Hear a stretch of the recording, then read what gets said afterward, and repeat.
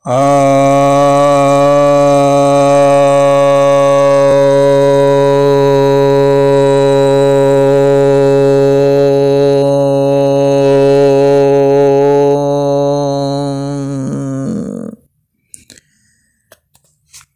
भक्तजनों को सप्रेम नमन।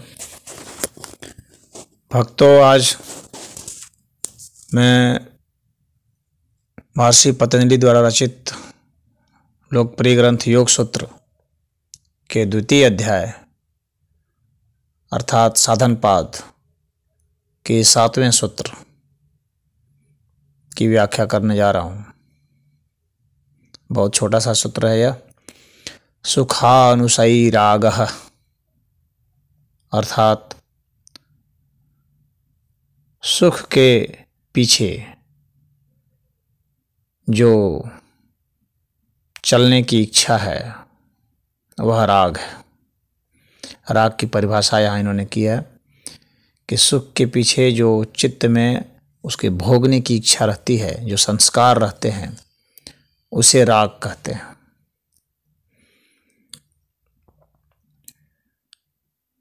अब यह सुख क्या है? चित्त के ऊपर पड़ने वाले ऐसे संस्कार जो मध्यम या अति मध्यम, अति सूक्ष्म वेदना पैदा करते हैं।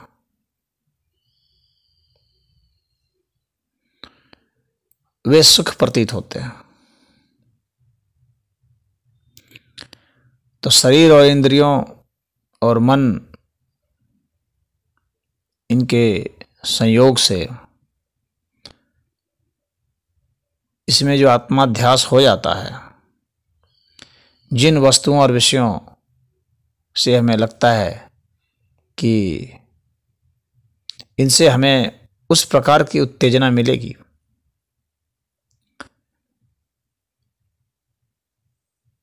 तो उसे हम सुख कहते हैं।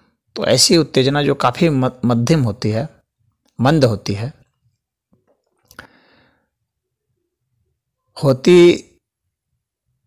यह उत्तेजना ऐसी मंद होती है जो कि हमें सुख देती है, यानी आनंद देती है। आनंद रस का ही यह स्थूल स्वरूप है सुख। और इस संस्कार का नाम राग है। और चित्त में जो संस्कार पड़ते जाते हैं वह राग क्लेश हो जाते हैं। और यह क्लेश हो जाने की वजह से क्या होता है कि बार बार उन्हीं चीज़ों को पाने की इच्छा और भोगने की इच्छा होती है। हमारे मस्तिष्क में एंडोर्फिन, डोपामाइन, प्रोटीन, सेरोटोनिन, ये सब बनते हैं। और ये हमें वैसी अनुभूति देते हैं जो प्रीतिकर होती है, जो अच्छी लगती है। तो लगातार उस तरह के प्रोटीन के रिलीज होने की हम कामना करते हैं। ये काफ़ी छोटी छोटी चीज़ों से भी हो सकती है। और जिनकी महत्वाकांक्षा बहुत ज़्यादा होती है, उनको काफ़ी बड़ी उत्तेजना चाहिए होती है, काफ़ी बड़ी घटना चाहिए होती है, तब वे सुख मानते हैं। यानी यह एक अस्थायी चीज़ नहीं है। हो सकता है कि किसी व्यक्ति को, जिस व्यक्ति के पास जिस चीज़ का अभाव रहता है, उसको यदि छोटी सी चीज़ दे दी जाए, उदाहरण के लिए बहुत गरीब आदमी को अगर 1000 रुपये मिल जाए तो वह बहुत सुख मानता है, उसे सुख की अनुभूति होती है, क्योंकि उस रुपये के माध्यम से वह ऐसी चीज़ों की कल्पना करता है जिससे वह उस उत्तेजना को हासिल करेगा जो कि अभी तक उसे नहीं मिल पा रही थी। तो ऐसी वस्तुओं को खरीदेगा ताकि उसे अपनी इंद्रियों से, आँख से देखने में सुकून मिलेगा उस तरह का, या कान से सुनने में, या जीभ से चखने में, या त्वचा से स्पर्श करने में, या नाक से सूंघने में। तो अपने इन इंद्रियों से वह सुख भोगना चाहता है, यानी उस उत्तेजना को भोगना चाहता है, तो इसलिए बस प्रसन्न हो जाएगा। लेकिन वही 1,000 रुपया अगर बहुत अमीर आदमी को दिया जाएगा तो उसे उत्तेजना नहीं मालूम पड़ेगी, क्योंकि उतने से वह ऐसी कोई चीज नहीं खरीद सकता जो उसे उत्तेजना देती हो। अब उसकी इंद्रियां इतनी शिथिल हो चुकी हैं अमीर आदमी की कि बहुत ही ज़्यादा उत्तेजित करने वाली कोई चीज़ चाहिए, इसलिए अमीर सब नशे में पड़ जाते हैं, क्योंकि नशे से ही अब उसे उत्तेजना मिलती है। अब सामान्य जो खाद्य पदार्थ हैं उनको खाने से उसे कोई उत्तेजना नहीं मिलती है। देखने वाले जितनी चीज़ें हैं उनको वह देख चुका है, उसे कोई उत्तेजना नहीं मिल पाती है। देश विदेश सब जगह घूम लिया वह, तो अब उसे वह उत्तेजना कहाँ मिलेगी। अब डोपामाइन प्रोटीन रिलीज ही नहीं होगा मस्तिष्क में, तो अब वह अत्यधिक उत्तेजना के लिए अत्यधिक ड्रग्स लेने लगते हैं। तो ड्रग्स की खपत का यही बहुत बड़ा कारण है, क्योंकि तब उसे कृत्रिम उत्तेजना वो मिलती है जिससे उसे कुछ मस्ती आती है। तो डोपामाइन प्रोटीन सामान्य रूप से रिलीज नहीं हो पाता है। तो बड़े लोगों की फिर महत्वाकांक्षाएं बड़ी हो जाती हैं, उसे कोई बड़ा पद मिल जाए तो वह प्रोटीन रिलीज होता है तो उसे सुख की अनुभूति होती है। उसी तरह से सामान्य जो है सेक्सुअल गतिविधि से उसे रुचि नहीं मिलती है। जैसे वैश्याएं हैं, उससे सेक्स से क्या अनुभूति होगी, उसमें कोई रिलीज नहीं हो पाएगा। अब उसके लिए वह एक सिर्फ फिजिकल एक्सरसाइज हो गया, उसमें भावनाएं घट गई, तो वो सेक्स ऑर्गी करते हैं, तो इस तरह से उत्तेजना पाते हैं। तो ऐसे लोगों के लिए आध्यात्मिक रास्ता है, क्योंकि ध्यान में बिना किसी ऐसी उत्तेजना के, बहुत ही सूक्ष्म उत्तेजना से और बिना किसी बाह्य साधनों से वो प्रोटीन रिलीज होने लगती है। इसीलिए अधिक से अधिक अध्यात्म की ओर जाना चाह रहे हैं। अब वे इस राज को धीरे धीरे समझ रहे हैं। जो नहीं समझते हैं वे फिर खेल कूद, एडवेंचरस स्पोर्ट्स जो होते हैं उसमें रुचि दिखाते हैं, या म्यूजिक में या किसी चीज़ में जो कहीं ना कहीं उसमें कुछ रोमांच पैदा करे। और तो और ऐसे भी हो जाते हैं कुछ अमीर लोग कि वो कुछ समय के लिए भिखारी बनने की एक्टिंग कर लेते हैं। उनको लगता है शायद भिखारी बनने में कोई उत्तेजना है, उसमें उनको कुछ उत्तेजना मिल जाती है।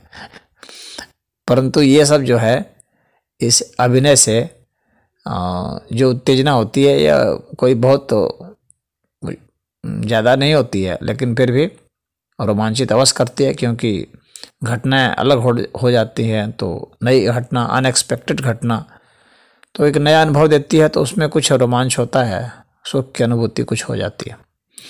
तो इसके जो चित्त में जो संस्कार बन जाते हैं, संस्कार यानी कोड बन गया, और बार बार उसका जो रिमेम्बरेंस है, उसकी जो स्मृति है, वह हमें कुछ उत्तेजना देती है, और उसके कारण फिर कुछ प्रोटीन एंडोर्फिन का निकलता है। तो ये सुख की जो दौड़ है, जो खोज है, यह लगातार जारी है, और मनुष्य इसी के लिए जिंदा रहता है, इसी की आशा तृष्णा में कि कभी न कभी ऐसा मिलेगा, और उसी के लिए वो तमाम तरह के साधनों को जुटाता रहता है। और जब इन साधनों में विघ्न पड़ जाए तो उसे द्वेष होने लगता है, यानी राग के साथ इसीलिए द्वेष स्थित है। भगवान कृष्ण ने गीता में कहा है, इंद्रियस्य अर्थे राग द्वेषो व्यवस्थितो तयोर्न वसमागच्छेत् तो हि यस्य परिपन्थिनो। अर्थात इंद्रिय के अर्थ में, यानी इंद्रियों के भोग में जो राग और द्वेष होते हैं, इन दोनों के वश में व्यक्ति को नहीं होना चाहिए, क्योंकि ये दोनों ही कल्याण मार्ग में विघ्न करने वाले हैं, यानी आपके बाधक हैं, शत्रु है। तो यहाँ पर यह समझना चाहिए कि सुख जो है, उसकी जो होड़ है, संसाधनों को जुटा लेने के बाद सुख के घर बना लिए तो उससे सुख की। किसी कोई सामान खरीद लिए जो आपके उपयोग की है तो उससे भी सुख की अनुभूति होती है, उत्तेजना होती है।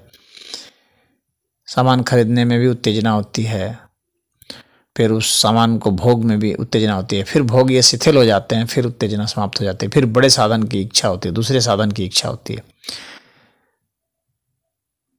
तो दूसरे वस्तुओं की। तो आधुनिक युग ने, वैज्ञानिकों ने हमें तमाम तरह की वस्तुएं दी हैं और वस्तुओं की संख्या निरंतर बढ़ती जा रही है।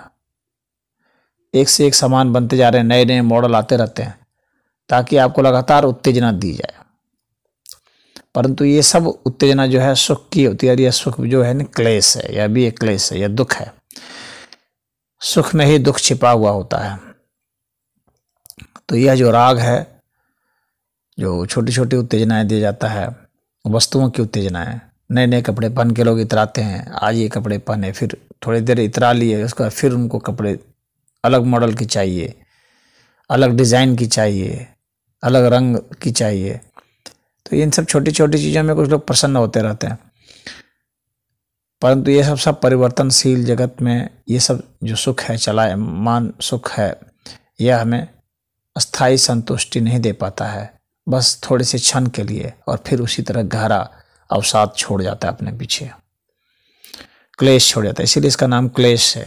तो राग का क्लेश है यह तो सुख एक तरह का राग ही है।